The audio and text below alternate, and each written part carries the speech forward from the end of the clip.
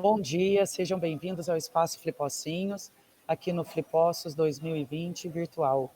Iniciaremos agora um bate-papo baseado no livro As Peripécias de Jennifer, das Trevas à Luz. Convido Vanessa Ratum, ela é mestre em comunicação e semiótica, pesquisadora de literatura infanto-juvenil e autora de Uma Menina Detetive com pseudônimo Tata Blum. Ela vai falar com o Dom João Batista e essa atividade é um oferecimento da Livraria Loyola. Obrigada, Vanessa, Dom João, sejam bem-vindos aqui na nossa programação do Flipossinhos. A palavra é com vocês. Obrigada, Elaine. Mais uma vez é um prazer estar aqui no Flipossos e nessa manhã de sábado, começando muito bem acompanhada pelo monge Dom João Batista. Ele que é beneditino, filósofo, vive no Mosteiro de São Bento, em São Paulo, onde exerce também as funções de bibliotecário, arquivista monástico, produtor cultural e diretor de teatro de São Bento. Quanta coisa, não? Bom dia, Dom João. Bom dia a todos. Obrigado por essa participação na Flipossos. Obrigado também a Vanessa.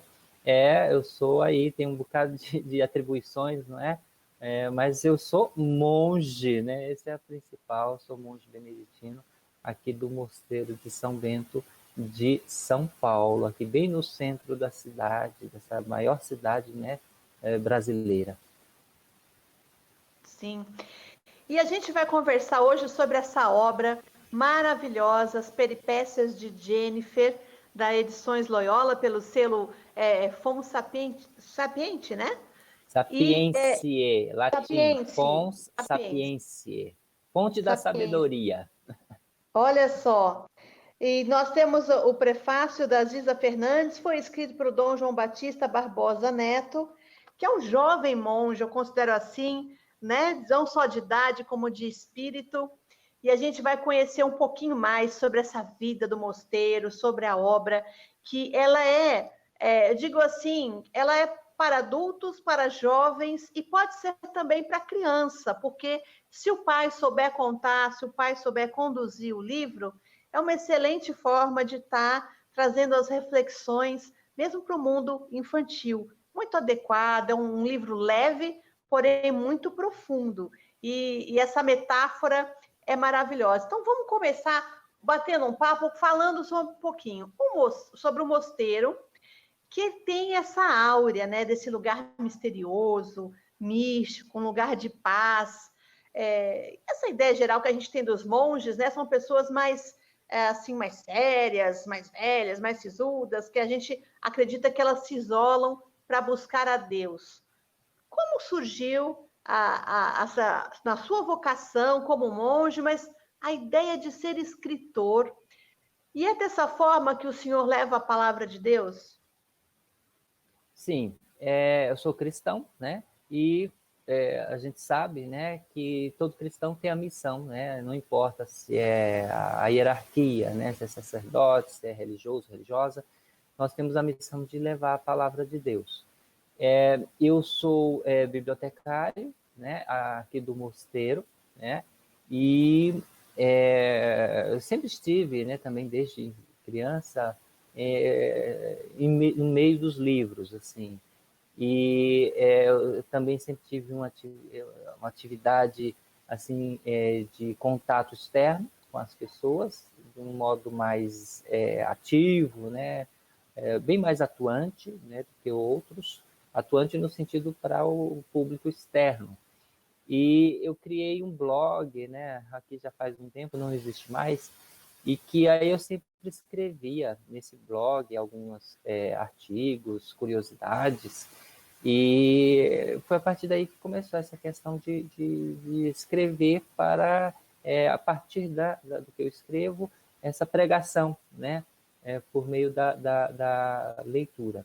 E aí surgiram os livros, né, que foram um pouco depois, mas o primeiro livro que eu publiquei é uma reflexão sobre o Pequeno Príncipe, né, o clássico de Antoine de Saint-Exupéry, que eu gosto muito, e que esse primeiro livro foi que eu escrevi junto com uma oblata beneditina, uma leiga, né? Leiga no sentido religioso, e que é uma reflexão espiritual da obra do clássico, né? O Pequeno Príncipe. E eu tomei gosto, aí surgiram outros. As Peripécias de Jennifer, que é o segundo livro, né? Esse que a gente está vendo, o cenário realmente não é um romance mesmo, né, nesse sentido, e tem muito dessa coisa da fantasia também, mas o local é um local real, né? Que é o real no sentido, o mosteiro, eu criei um mosteiro, mas o mosteiro é um mosteiro beneditino, que é esse local onde alguns homens, e existem mosteiros femininos também, ou mulheres, que vivem, né, uma busca interior mais intensa, né, em comunidade. Esse é o cenário, né? E aí é uma maneira também de mostrar às pessoas esse local, né, que, como você falou, é um local que está envolto em mistério, e às vezes surgem tantas coisas que não correspondem, né, à realidade de um mosteiro. É uma maneira também de mostrar a cultura monástica e, claro, de uma maneira leve. Se criou também uma imagem da figura do monge, que às vezes é essa figura distante, exótica, né? E é uma maneira também de eu mostrar que não, olha, somos seres humanos, somos todos, como todos nós, estamos também em busca, né? Todos estão em busca, né? E só que vivem, né, alguns preceitos mais rigorosos, né? E que estamos aí, né?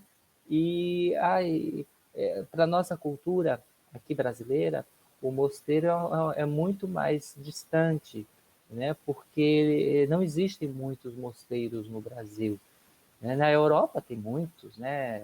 Vários.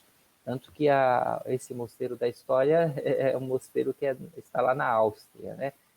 É fictício, né? Não criei. Mas, né, eu coloquei em locais reais. Mas para o europeu, né, faz parte do seu cotidiano, os mosteiros. Para o brasileiro, não. É uma maneira também de aproximar as pessoas para conhecerem a realidade monástica. Perfeito. E o senhor fala também no livro que a solidão tem o poder de moldar as pessoas. E ao mesmo tempo, claro, falando dessa solidão que é importante para essa busca, né, esse isolamento para buscar a Deus, mas cita também a criatividade dos monges em diversas invenções. Também fala que o mosteiro é a casa de cultura e que a arte é um caminho para conduzir a fé. Achei bonito isso. E por outro lado, né, também cita aí os eventos culturais e o famoso brunch do mosteiro, evento que agrega arte, espiritualidade, gastronomia, cultura e história, que é organizado pelo senhor. Então, aí eu queria que você falasse um pouquinho sobre isso e também qual o papel da arte em nossa vida. Tá. Eu vou falar primeiro assim do mosteiro como uma casa de cultura. Porque os monges tiveram um papel importantíssimo na preservação da cultura, né, ocidental. Aí eu estou falando ainda do período da antiguidade, entre a antiguidade e a Idade Média, que quando surgem os monges, São Bento e tudo mais, o Império Romano estava em ruínas. Então, o papel dos mosteiros foi justamente de preservar aquilo que estava se acabando, né? Porque tinha aí também os povos ditos bárbaros que invadiam, destruíam, tinha muito disso, e os monges, eles se afastando das cidades, porque nesse período a cidade é um local muito perigoso, eles vão construir essas habitações comunitárias em lugares ermos, né? E como se fossem grandes fortalezas para se protegerem mesmo. Por isso que os mosteiros têm aqueles muros, né, largos, né? E realmente, né, como uma fortaleza para que os monges e monjas também pudessem se proteger. E aí tem essa coisa dos livros, que era uma das coisas que eles acabaram por preservar. E além dos primeiros livros, eles tinham a necessidade de aquele conhecimento não acabar. E aí tiveram a ideia de copiá-los, né, à mão, né, um trabalho assim primoroso nesse período. E muitas dessas obras da antiguidade, não só obras cristãs, no sentido, né, religioso, espiritual, mas também aquelas que as pagãs, né, tanto dos gregos, a filosofia grega, a poesia, né, dos romanos, muitas coisas foram preservadas desta maneira. E o mosteiro acaba, portanto, além de preservar, eles tinham a escola lá dentro, né, era a educação, né, tudo, né, que pôde, né, sustentar a cultura. Por isso que o mosteiro tem essas grandes bibliotecas ainda hoje, né, e essas atividades, não só ora et labora, mas, né, o legere, o ler, né, a oração, o trabalho e a leitura. Isso é um tripé que acabou por ajudar realmente a preservar a nossa cultura. Por isso que os mosteiros são considerados assim os nossos centros culturais, né, na Idade Média, porque estava tudo lá. Em outros lugares não tinha, acabou por influenciar também muito do que estava ao redor. Por isso que o mosteiro é essa casa de cultura, né? E a solidão, né? Esse recolhimento dos monges, reflexão não só sobre a sua vida, mas também se buscou melhorar a situação do próprio mosteiro, no sentido técnico também, né? As plantações, a gastronomia e tantos outros campos. Os monges pararam ali era um local propício para o estudo, a experiência no sentido técnico, né? E acabou surgindo tantos inventos, o óculos, como a gente conhece hoje, não que os monges tenham inventado o óculos, mas eles aperfeiçoaram Sim. muito. E tantas outras, equipamentos de instrumentos de trabalho, e até a asa delta, repare, quem não sabia disso, a asa delta quem inventou foi um monge. Então, e muitas bebidas também, né, Dom João? Muitas bebidas. Né? A champanhe é do Dom Perignon, né? É o mais famoso dos vinhos, é o nome de um monge, Dom Pierre Perignon, Pedro Perignon, ele inventou. Então, é um local que propicia, né, o silêncio, a reflexão, os jardins de um mosteiro, né? Os monges acabam tendo uma vida regrada, né? Ou seja, horário para tudo, para as orações, para o trabalho, para as refeições, para o descanso, e acabam tendo uma vida saudável, né? Coisa que a gente, com a correria de hoje, né?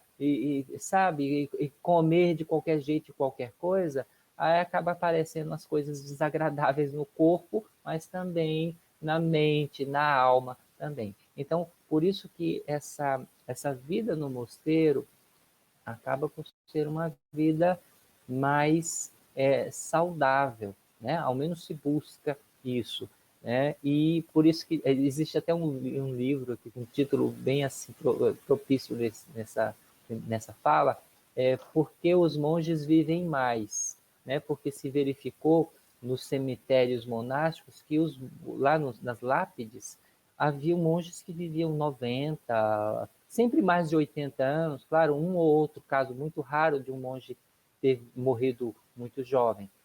Mas assim, a grande maioria sempre viveu assim, mais de 80, mais de 90 anos. Mas por quê? O estilo de vida que essas pessoas levavam. E o estilo de vida ali, naquele ambiente, saudável, silencioso, né? Uma comida também que eles mesmos plantavam, eles mesmos colhiam, eles mesmos faziam aqui. Hoje a gente tem tantas coisas, tantas misturas, a indústria também acaba misturando muita coisa aí que a gente sabe. Muito Então agrotóxico, né? os agrotóxicos também, isso acaba gerando muitas doenças, câncer e tudo mais, né?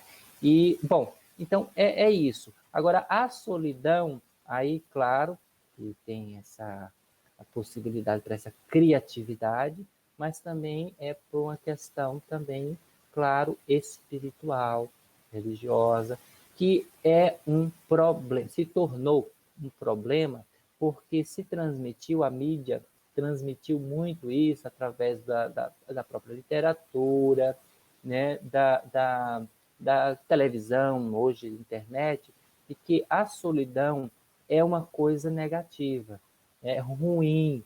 Então, existe, claro, a solidão ruim, mas existe o lado bom da solidão, de você estar sozinho. É necessário que em alguns momentos do dia a gente esteja sozinho mesmo, mas se transmite essa imagem negativa da solidão. Então a gente tem que sempre estar acompanhado, a gente tem que sempre estar ocupado, ocupando a nossa mente. Solidão é justamente não fazer nada, parar, né? Às vezes rezar, às vezes ler um livro, mas estar sozinho é saudável também.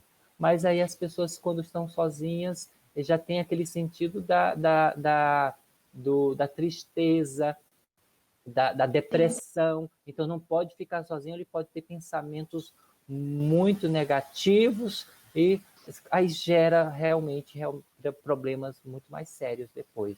Mas tem o lado bom da solidão, sim. E no silêncio, talvez, o senhor até fala no livro isso, que no silêncio, muitas vezes, Deus fala com a gente, né? É o momento que ele manda, seja no coração, seja na mente, seja um insight, ele pode estar, né, tentando se conectar com a gente. Existem muitas imagens de Deus e existem imagens de como Deus age. E geralmente as pessoas têm, né, um Deus como aquela coisa inacessível e que quando ele vai fazer, ele tem que fazer aquele barulho, aquele trovão, aquela coisa, aí aparece, né, um homem barbudo, de barbas brancas e cabelos compridos. Claro, também a arte acabou por imaginar, né, como que poderia ser, né? Mas Deus é uma coisa pura, né? Um espírito puro, que age de maneiras que a gente nem tem ideias. E o silêncio é uma dessas maneiras, porque a gente não é ficar falando o tempo todo. Na nossa relação com Deus, há um diálogo, né? Ou seja, eu falo e Deus fala também. E quando eu falo, né, pode ser mental, pode ser verbalmente mesmo, eu estou emitindo um ruído, um som. E quando eu falo, alguém, não importa com quem eu esteja conversando, num diálogo, quando eu falo, a pessoa tem que me escutar. Então, uma só fala de cada vez. E quando eu me silencio, aí vem a resposta. Então, eu tenho que me silenciar para escutar o que o outro tem a dizer. Assim é com Deus também. Então, não é um monólogo, eu falar sozinho e a todo instante, né? Chega uma verborragia em cima lá e não. A oração mais simples é aquela que eu não falo nada, porque Deus já sabe o que eu preciso, o que eu necessito. A gente fala porque a gente insiste, né? A gente está temos as nossas misérias, os nossos desesperos, mas assim, a maneira mais simples é a forma que Deus age. Então, por isso que o silêncio é muito importante. Só que a gente vive na ditadura do barulho, né? A distração, justamente para a gente não ter esse momento solitário e o silêncio. A todo instante tem que ter a música, né? Não que a música seja ruim, mas música nesse sentido se torna algo que impede uma interiorização.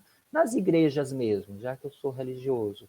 Muitas paróquias têm, a gente perdeu aquela música mais clássica, né? E as paróquias têm, claro, as músicas populares, que têm a sua importância, têm a sua beleza, mas introduziu, não por ser música popular, mas introduziu um barulho desnecessário.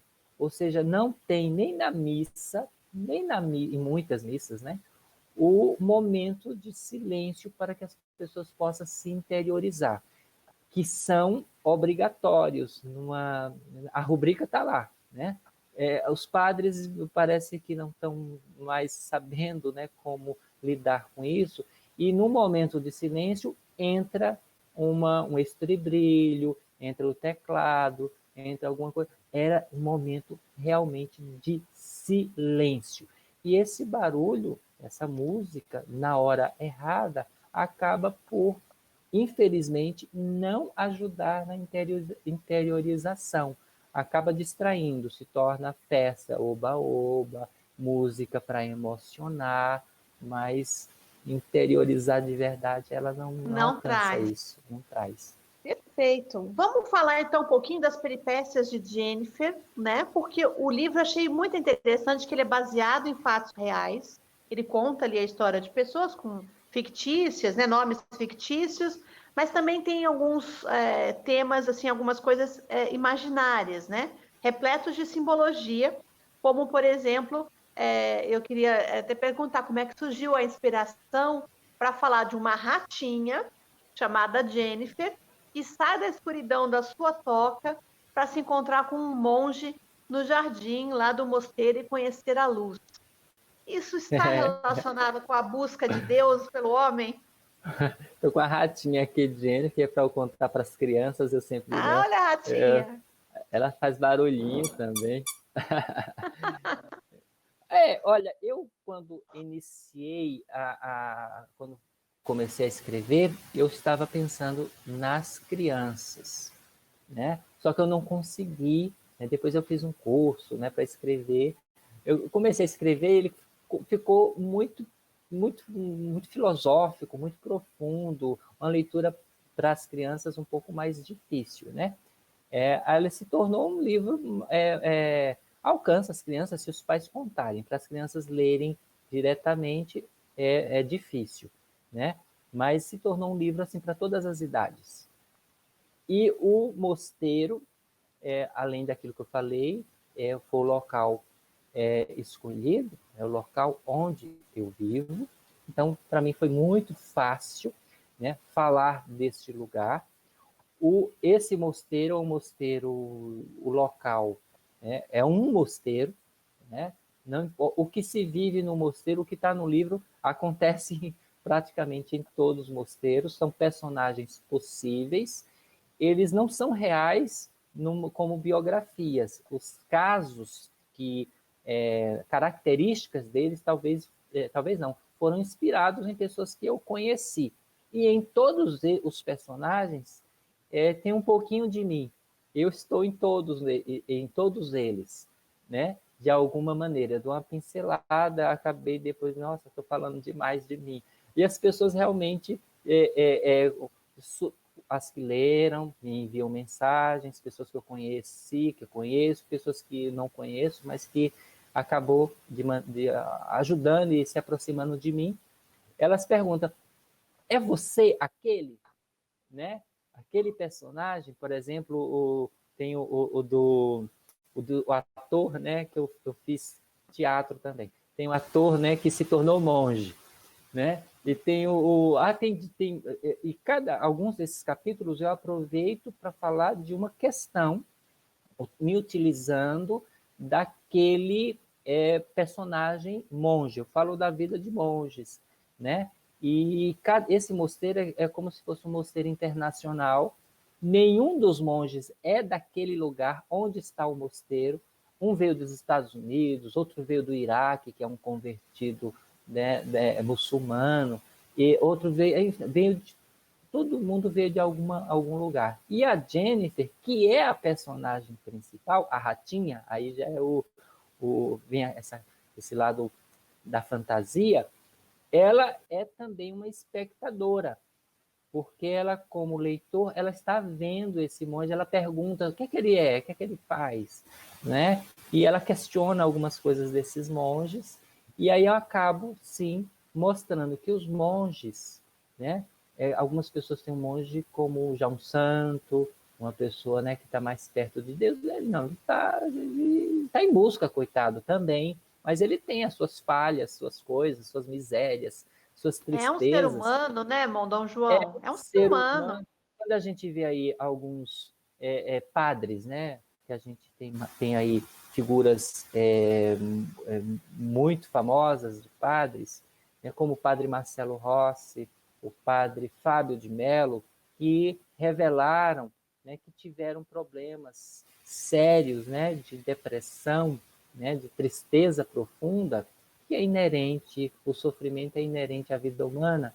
As pessoas, como assim? Ele é padre, está mais perto de Deus. Não, não é bem assim, né? Nós temos também os nossos.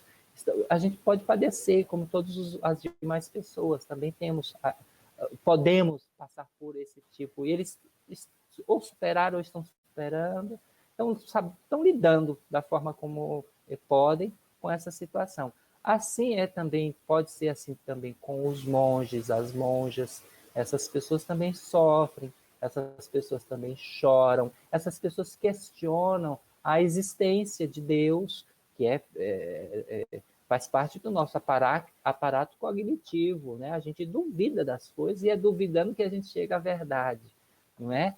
E eu mostro isso, que essas pessoas são pessoas que, né, têm uma história, não acabou ali de qualquer maneira, tem uma vida antes, tem uma vida ali, e pode ter uma vida que continua ali, mas pode ter uma vida que pode continuar em outro lugar, né?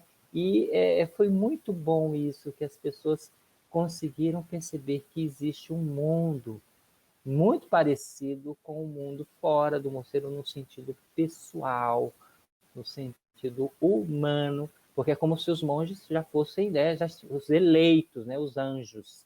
Não, eles são homens, pessoas, né, carne Travam e as osso. suas batalhas, né? Travam as suas batalhas pessoais, têm os seus familiares, as suas famílias, seus problemas também, né? Muito bom. Isso. Eu gostei muito, foi muito divertido. Ele é um livro divertido, claro, tem coisas, tem um drama também, a própria Ratinha, e também no relato de alguns dos monges. Né? A Ratinha ela é uma representação simbólica da alma, né? De nós. Ela sai do buraco, do buraco, né? E sai no jardim do mosteiro. O mosteiro é como esse lugar de luz, né? Ou seja, sair das trevas para a luz, que existem outros lugares assim, e que ali a gente só pode se conhecer na luz, né? A luz mostra quem a gente é, e aí a Ratinha ela vai tendo um progresso espiritual, né? E por isso que muitas pessoas se identificam também com a própria Ratinha, a Jennifer. Eu não sei explicar direito como foi que veio a ideia Da da onde veio esse Jennifer. nome, né, para Ratinha? Jennifer foi Veio. demais, né? Foi uma secretária aqui da Faculdade de São Bento. Aqui no Mosteiro a gente tem um colégio, tem uma faculdade, a gente trabalha na educação também. E essa Ratinha pertenceu ao neto dela, e ela não está mais trabalhando aqui conosco, né? Ela já se aposentou, e o neto, ele já rejeitou o brinquedo. E ela me deu Cresceu, né? e disse, dê vida a ela. E foi aí que eu comecei. Eu tirava fotos da Ratinha pelo mosteiro. Foi assim que começou. Eu tirava fotos e dei o nome. O nome surgiu espontaneamente. E eu tirava fotos e postava no Facebook. Aquela foto já era uma história, né? Eu tirava ela em cima da bicicleta, eu tirava, né, no extintor, no corredor, no livro que eu estava lendo, tá lendo também a Ratinha. E foi depois que veio as histórias, né, do livro, mas a Jennifer já existia aqui, já tinha uma vida. né? Que ótimo, é interessante conhecer essa história. E, Dom João, o senhor falou, postava no Face, quer dizer, o monge tem Facebook, tem Instagram, que a gente estava comentando, que até semanalmente, às segundas-feiras, às 14 horas, o senhor tem feito lives, né, para ajudar um pouco as pessoas a passar por esse momento da pandemia. Então, assim, é diretor de teatro dentro do mosteiro, está muito bem sintonizado com a modernidade, né? Claro, olha, a tecnologia, né? Os monges, eles sempre estiveram. Vocês estão escutando o sino do mosteiro, né? Meio-dia, tá, gente? Da igreja. Também daqui a pouco vai tocar o sino para os monges almoçarem. Aqui é tudo na hora, né?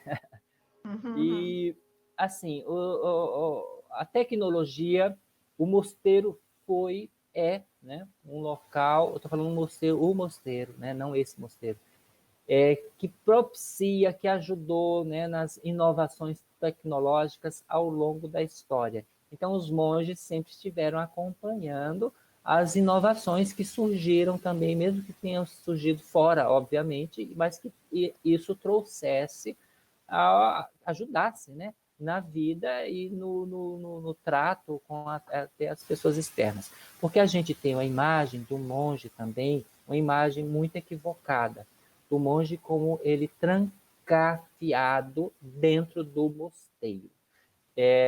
Existe este tipo de monge, que é o monge cartucho, né? E realmente ele não tem contato, a não ser um deles que é escolhido para essa função. E eles ficam dentro do mosteiro. O monge beneditino, ele sempre teve um contato externo com as pessoas, enfim, eles até comercializavam os produtos que eles produziam na lavoura, até produtos de ferro que se produziam dentro do próprio mosteiro, que as pessoas não tinham. Então, o mosteiro, o monge beneditino, ele tem esse contato externo e não importa a maneira, né, que seja pessoalmente ou hoje com essas redes sociais.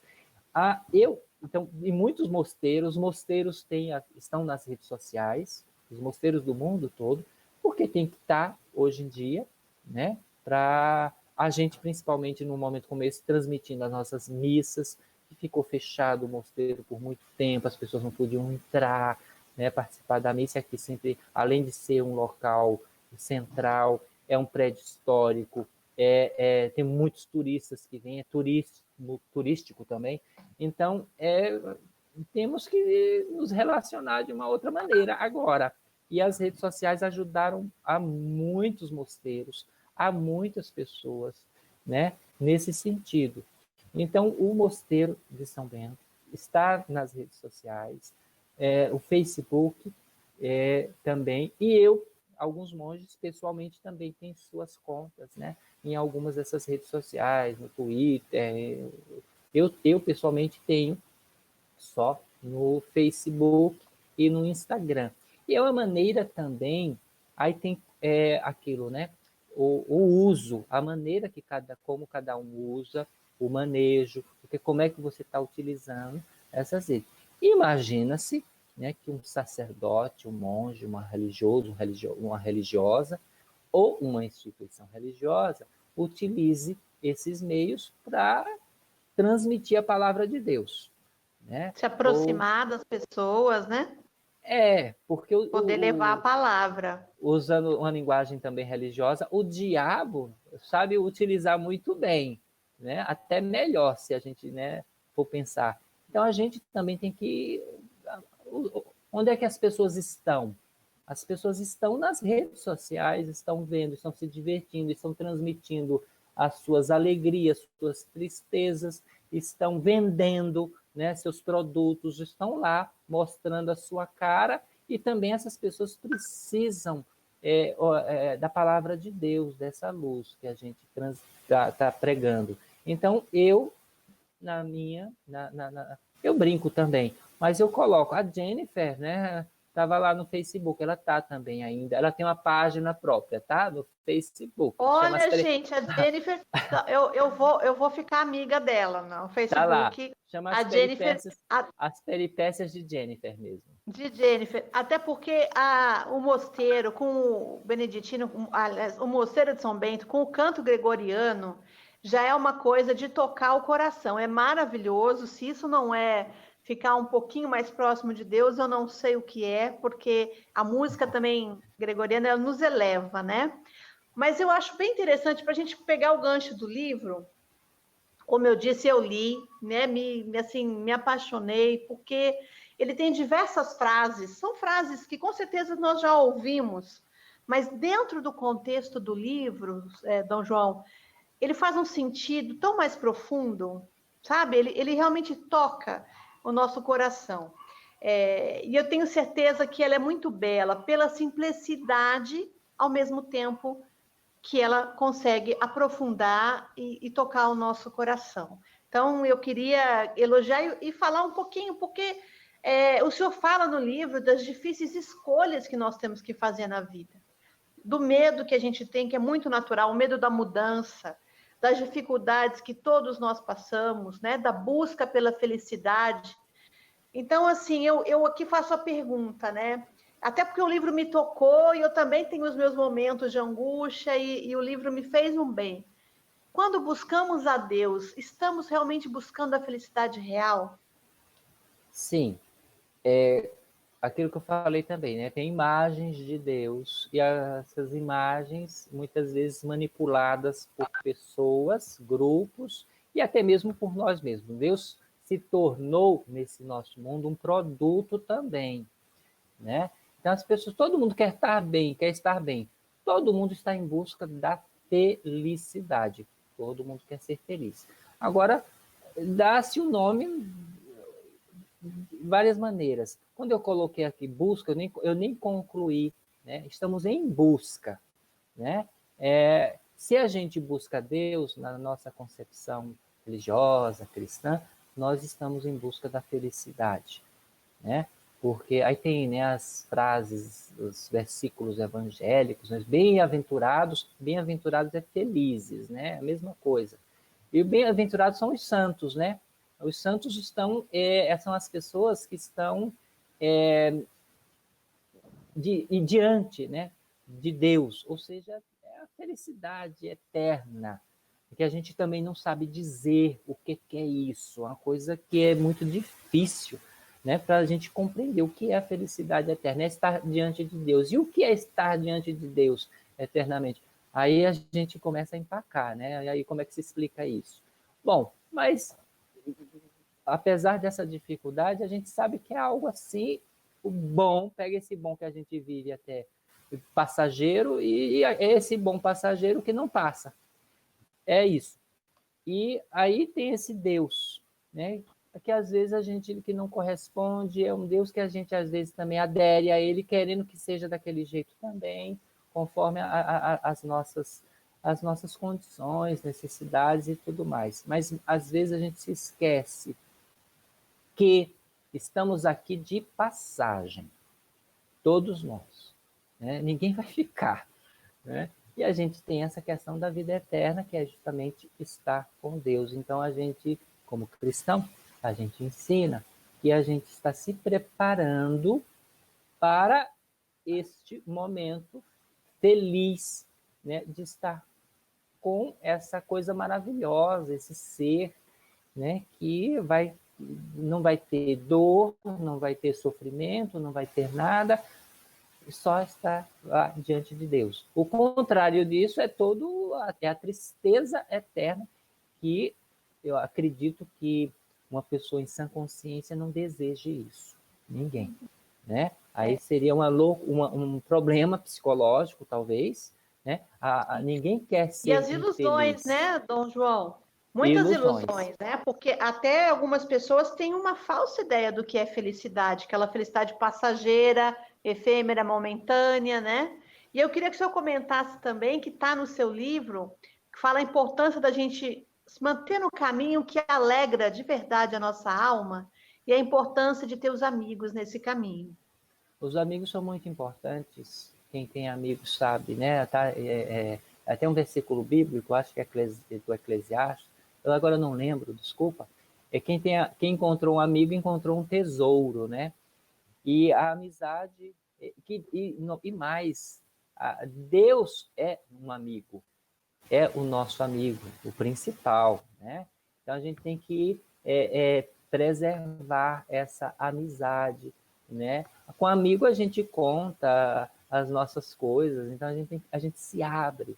Se um amigo ele chama a gente para casa dele, claro que tem as pessoas que têm as condições de cada um, mas sabe, a gente tem uma intimidade diferente, né? Que com outras pessoas a gente não tem, a gente tem uma confiança. Às vezes a gente até se decepciona com algumas pessoas porque a gente via naquelas pessoas um amigo e aquela pessoa simplesmente nos usou, não foram verdadeiras conosco, a gente fica às vezes até ressabiado, desconfiado com todo mundo, pensando que isso pode nos ocorrer com todo mundo, né?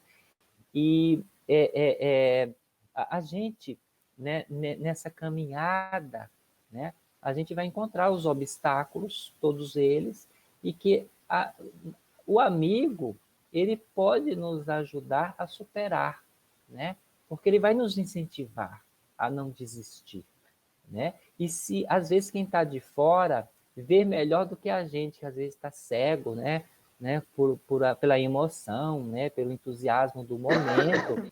E o amigo, que é essa pessoa que às vezes está de fora, pode até nem ser o amigo, mas ele é amigo naquele momento, ele diz, olha, cuidado, não é bem assim, nos mostra um outro cenário que a gente... Ele abre os nossos olhos, e às vezes a gente... Os amigos verdadeiros, né? Os verdadeiros. Às vezes a gente nem escuta, a gente, não, você está enganado, e depois, quando a gente, na nossa teimosia, a gente vê depois que realmente a pessoa estava errada, a pessoa estava certa e quem estava errado era eu. E é nisso tudo. Agora, a gente, principalmente numa época como hoje, a gente não tem, os jovens não estão, é raro eles terem uma amizade profunda, alicerçada, bem assim equilibrada, mas porque a vida deles tem sido uma confusão, porque o mundo tem sido uma confusão cada vez mais, né? Tanto que quando e a gente deve também estar preparado para as dificuldades. As famílias nos preparavam antes. Olha, cuidar. A gente até o pai, a mãe olhava assim com um olhar diferente quando tinha um erro, tinha os castigos que hoje não pode ter mais. Então, que é um problema. Claro, castigo se tornou uma coisa tão ruim. Não, é justamente para ajudar na formação da pessoa. Os exageros, né? Os Talvez exageros, o que se combata são os exageros, né? Esse combate aos exageros, mas acaba ficando todo, sabe, Porque tem que ter limite, afeta principalmente tudo. a criança, né? Só Não que é? os pais não estão sabendo mais dar os limites. Então, estão produzindo pequenos monstrinhos, porque as crianças podem tudo. Não pode dizer não à criança, porque senão vai decepcionar. O pai não quer que vê o filho sofrer, aquela coisa, então não quer, mas ela vai ter depois lá fora, e ela não vai saber lidar com isso. Então, o que é que talvez acontece seja o muitas grande vezes? problema, não é, O grande Dom João? problema é isso, Porque porque não a está gente acostumado a lidar com a frustração, né?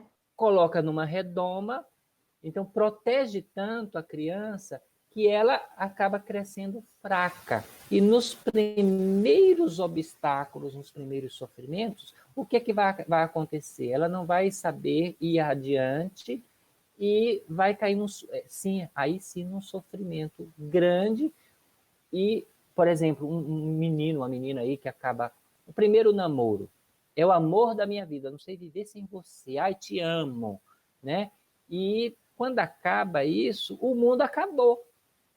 E a gente vê aí problemas psicológicos imensos por causa dessas frustrações que deveriam ser consideradas pequenas, né, em preparação para as grandes, né, para fortalecer, mas nas pequenas eles já não conseguem. Aí o que é que vai acontecer? Um alto número de suicídio, um alto número aí de casos de depressão, de ansiedade, e está todo mundo medicado aí, porque a vida não consegue, são pessoas flácidas, que caem fácil. E não estão preparadas para lidar com as emoções, né? Para o mundo nada. Exige muito racionalidade, muita competitividade, pouca cooperação, pouco diálogo, pouca educação emocional, e a gente sabe que isso acaba realmente trazendo problemas. E é muito interessante, porque isso tudo, as ilusões, as falsas amizades também que existem, né, acabam, de certa forma, nos afastando de Deus, né? E Claro, como isso é buscar uma mentira, né? É um mundo mentiroso que nos propõe. É por isso que a gente já está vendo esses problemas, mas infelizmente, pelo que a gente vê, pela análise de conjuntura, ele só tende a aumentar cada vez mais. Verdade. Bom, além da arte, na sua obra, o senhor também dá uma importância grande para a questão do cuidado com a natureza, do desenvolvimento sustentável, né? Mais que essa questão ambiental, você exemplifica, perdão, eu tomei a liberdade de chamá-lo de você, Tranquilo. mas, Dom João... Não tem problema. O senhor exemplifica essa contemplação da beleza, essa harmonia que existe na natureza, que é uma obra do Criador, e que isso nos faz bem, nos inspira. Então, nos afastarmos também da natureza acaba também nos fazendo mal, não é? Acaba porque nós fazemos parte dela. Nós não, às vezes a gente fala, por exemplo, eu falo das estrelas, né? Por exemplo, como algo lá e eu aqui. Não, gente, se a gente for analisar bem, então, como o planeta, nós estamos no meio delas. A gente faz parte, o planeta, se for de longe, vai ser, como falou lá o astrônomo, né? Um pálido ponto azul lá. Então, a gente está no meio das estrelas, nós fazemos parte de tudo, do universo, é a natureza, no modo geral. Ela não está lá e eu estou aqui. Não, eu estou, né, na natureza. Agora, claro, a gente alterou, né, para um conforto da vida, mas isso acaba sendo um tiro no pé se a gente não souber fazer da forma mais adequada. Então, a gente teve esses problemas, que não é um problema novo e que vai continuar existindo, que é da natureza. Aí vamos falar floresta, né? A floresta está pegando fogo, aí tem as queimadas, tem aquilo, estão desmatando, aquela coisa toda.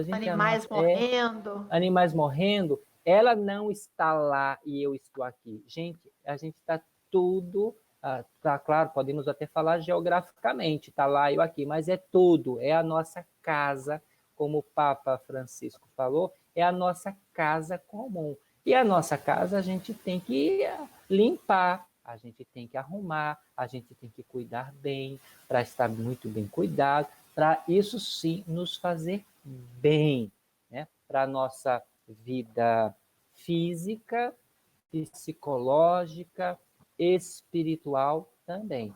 Se a gente vai ver as consequências, estamos sentindo as consequências desse nosso exagero, que não é de todo mundo. Claro, todo mundo tem uma responsabilidade, né? Mas, assim, das grandes empresas, de governo, que tem o papel, né, de fiscalizar, né, dessa exploração. Né? Então a gente vai sentir na pele mesmo, vai ressecar, a visão vai ficar sem, né, vai irritar os olhos. Então, é isso tudo que a gente fala. E o mosteiro, na história, né, dessa preservação ecológica até, tem muitos casos, né, que, inclusive, o padroeiro das florestas é um monge beneditino, um santo, que é João Gualberto, São João Gualberto, porque ele fundou um mosteiro que os monges exploravam a natureza mas eles replantavam. Portanto, era um processo, isso na Idade Média, tá? Não é coisa recente, não. É coisa já antiga, pensando sabe, saber utilizar aquilo, replantar, né? Sustentável, mesmo como essa palavra que está tão usável hoje.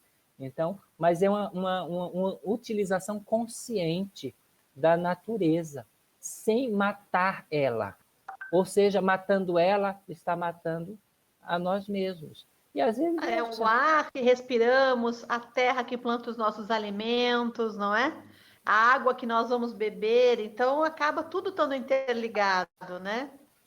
fazemos parte disso. Então, ter a plena consciência de que eu sou da natureza, né? Eu não posso não viver como alguns povos, né? Povos Algumas originários. culturas, né? Mas eu já sei manipular essa natureza de uma outra forma, mas que isso não venha a destruir a natureza, porque está destruindo a mim mesmo, ao povo, aos povos, né? Ao ser humano, aos outros seres, né? Isso é triste, muito triste, quando a gente vê uma exploração de uma maneira tão destruidora, sem ignorando tudo que existe. É realmente algo diabólico mesmo.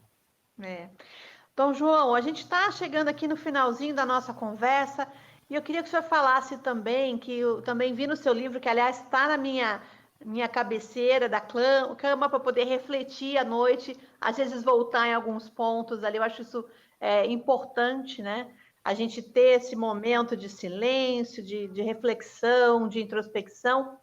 Fala para a gente da importância dos nossos sonhos. Dos sonhos. Há Isso. quem não sonha, não realiza projetos, a gente não faz nada. O sonho é importante, claro, não é pesadelo, né? São os sonhos. E não é o sonho, essa coisa onírica, né? do dormir. Podemos até pegar uma imagem disso, até mesmo de histórias bíblicas, né? Muitas coisas foram as principais decisões, que não são pessoais até nesse sentido, foram realizadas a partir de sonhos, né? São José, que tem o sonho, o anjo vem e fala para pegar o menino Jesus, que acabou de nascer, para fugir porque o rei quer matar o Herodes lá, e tantas outras coisas. O rei Nabucodonosor tem um sonho, uma visão, né? E não entende aquilo, aí o profeta Daniel vai lá decifrar. Faz parte das culturas, principalmente antigas, o sonho no sentido, né, que você tem aquela história e que você teve durante o sono, né? Mas tem também um sentido simbólico do sonho de realizar projetos e que a gente não desista dessas ideias que podem ser muito, não só porque é bom para mim, mas, claro, vai trazer um progresso, alguma coisa para a comunidade da qual você faz parte. Então, os meus sonhos que tive nesse sentido, eu realizei muitos deles, e também esses sonhos, com o passar do tempo, eles podem, alguns deles, irem se transformando, e eles podem ser portas para sonhos maiores que a gente pode ter lá na frente.